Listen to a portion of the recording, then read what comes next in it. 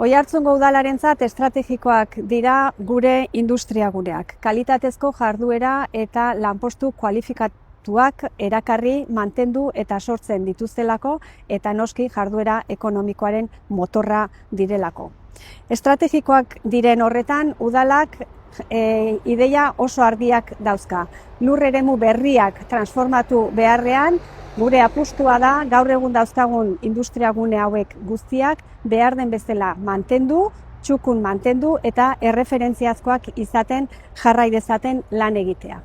Horrela, azken 10 urteetan 6 milioi euro inbertitu dira Oiartzungo industriaguneetan. Udalak 1,5 eta 2 milioi euro artean izaten ditu urtero herriko inbertsioak egiteko eta horietatik 500.000 euro inguru inbertitu dira urtez urte poligonoak biziberritzeko.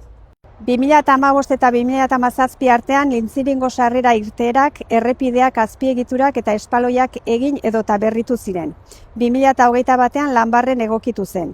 2022an Oiartzun eta Makarraztegiko guneak. 2022 eta 2023 artean 2 fasetan Ugaldetxoko poligonoa. 2024tik gaur arte Ugaldetxoko poligonoko bidegorria, 2 asfaltatze fase Lanbarrenen eta lubizi baten ondoriozko konponketak Ugaldetxon. Lanbarrenen egingo dira datozen inbertsio nagusiak. Epe laburrean besteak beste autopistaren magaleko segurtasun paretan lur mugimenduak detektatzen dituzten ainguratzeak egingo dira eta ur sarearen azpiegiturak hobetuko dira.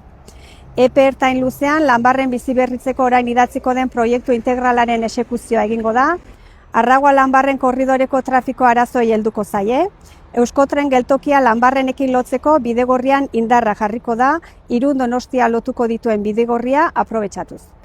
Honen bestez, Oiartzungo udalak bizioz lan egin izan du eta horrela jarraituko du industriaguneak behar bezala mantentzen, eskualdeko ekonomiarentzat eta Oiartzungo ekonomiarentzat noski erreferentziazko guneak direlako, badakigulako bertan enpresa oso erreferenteak daudela eta horiek mantentzea oso importantea dela eta enpleguaren datuak ere oso onak dira.